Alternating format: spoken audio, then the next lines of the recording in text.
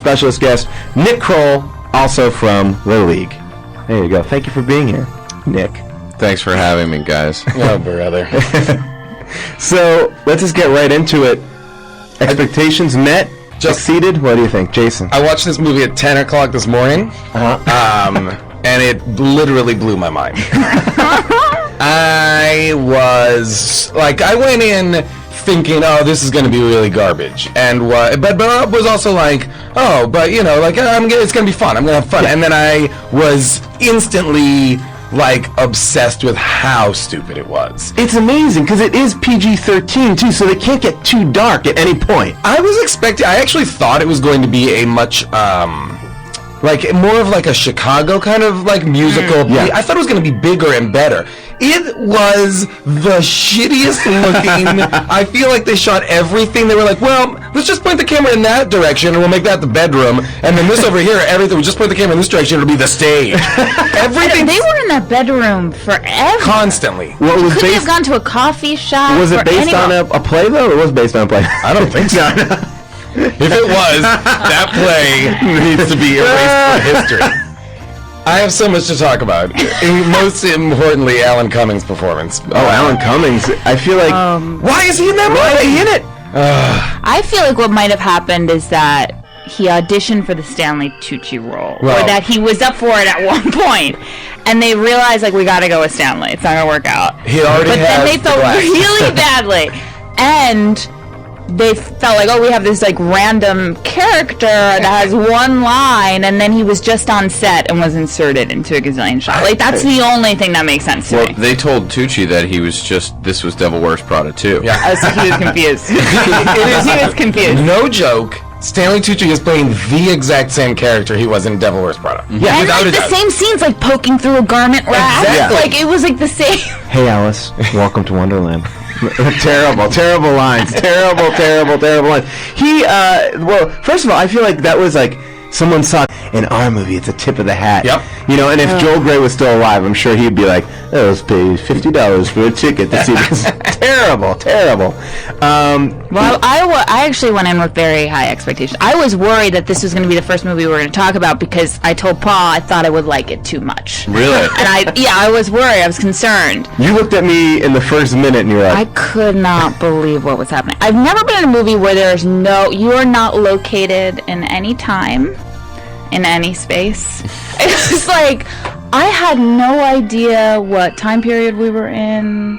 It made What country we were in. I mean, it was effort to help you. Or what burlesque is. Yes. Well, see, that's why when you said, Paul, that the definition of, you were defining the movie as a girl who wants to dance and then realizes she wants to sing, is that even it? I don't even... That's know. where I think Showgirls as a model is perfect because Showgirls in a way is the better version of this movie. It is the grown-up version of this movie in every way, right? Showgirls is girl from the sticks running away from whatever comes to Las Vegas to become a showgirl. You see it. She conquers. Yes. She destroys Gina Gershon. She shows her tits to everybody. She has crazy pool sex. Her best friend gets raped by a Michael Bolton type Which is singer. going to happen. Yeah, bright as rain. Every single element of Showgirls alert. is crazy. This movie, we're meant to believe it's a burlesque club. That's normal. We don't understand what those are. And there are tons of burlesque clubs where people are paying upwards of $50 a ticket to see burlesque 7 nights a week. Yeah. 7 nights a week? And also, who's the customer? Who knows? Yeah. Who knows? Well, is it an ironic thing, or are people going? All I know is, I mean, we have all lived in New York and LA, and I know that they're across the country. Burlesque is a phenomenon to an extent of a way for ugly girls to feel sexy. And so I'm sorry, that's what it seems to be. I have never seen a burlesque show like this. I have never seen a burlesque. The whole point of burlesque is you strip to almost showing your nipples, and then to George Gershwin or some other clever song. There's some clever act to it, and then you go off stage having almost showed your nipples, and that's burlesque. Sure. From what I have the gathered. closest thing to what I perceive as burlesque that's in the movie is the girls with hula hoops, that kind of acrobatic act that takes place. Not girls lip syncing. Not girls lip syncing to Etta James songs. Well, but my biggest concern was Cher is the queen of burlesque. Yet when she performs in this movie, all she does is stand. She doesn't even. She doesn't strip. She doesn't dress sexy. She just stands or sings. Well, and the other really confusing her body will thing. fall off if she moves. Cher can no longer support a close-up, so that's what we've learned. I'm so sorry. I wonder if Cher can support her own weight.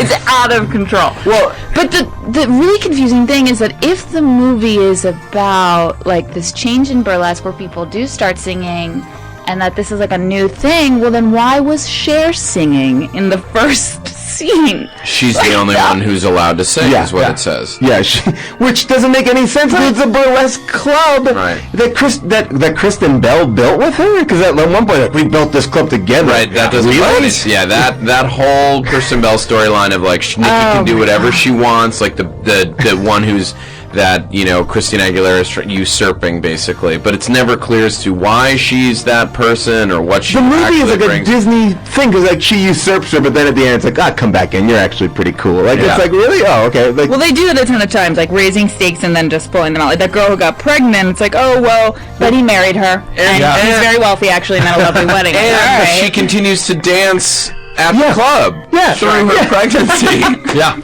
Doing crazy dances. Yes. Yeah. Well, let's go into our segment of the show. We have musical stings here. Let's see if any of these work. This is our what the fuck moment of the movie. Here we go. This is a little music sting that I picked out. So this is our what the fuck segment. This is a moment of the movie that was so mind-boggling that it has to be kind of just honed in a little bit. So, anyone want to start off on this? There's one that sticks out to me. Yeah, there's one that really sticks out to me. The most offensive thing to me for a movie really kind of about female sexuality was the sex scene. Oh, the sex scene was the worst. That was the gayest thing I've ever... I mean, there were so many moments where it was like, okay, clearly a gay man wrote this and directed it. This is not sexy in any way. He came out first in footed pajamas, and then closed the door, and then came out like again. In shirtless or half the pajamas, and then came out a third time with a hat over his dick. No, he had a hat. No, he had the box of cookies. Oh, I'm so sorry. He went naked through the apartment, then brought a box of Famous Amos cookies to the forefront. It was like, you want some cookies? So that was his like burlesque act, and it was disgusting. He's not burlesque though. Disgusting.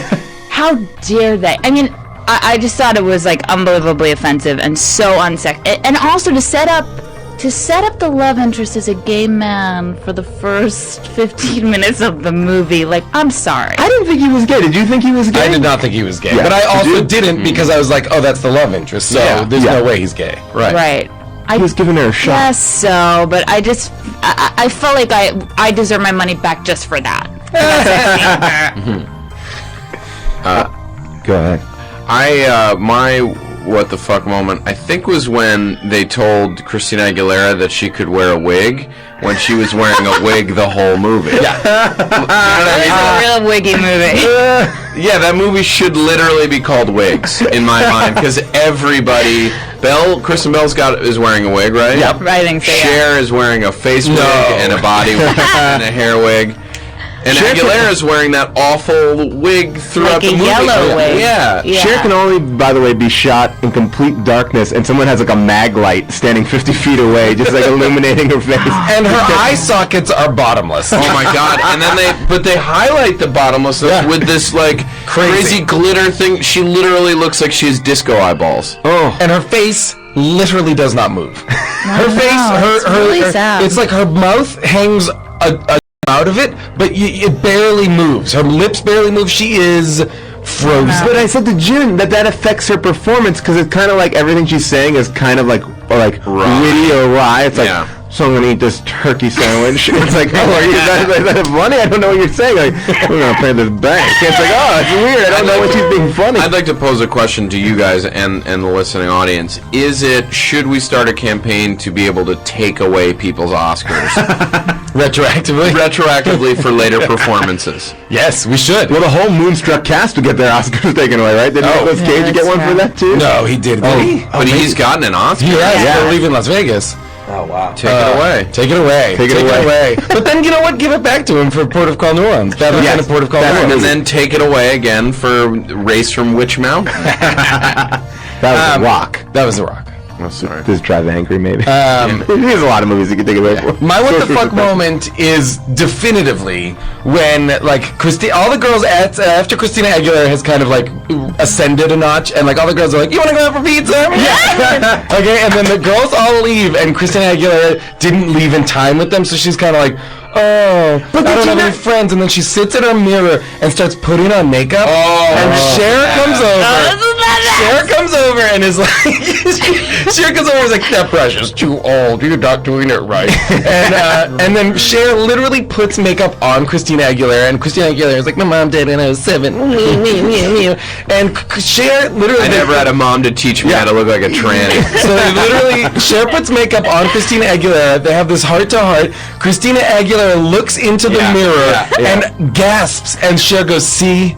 Beautiful. And literally the image on the screen is of a dog, like, in makeup. It is not pretty at all. Like, how that is the one scene.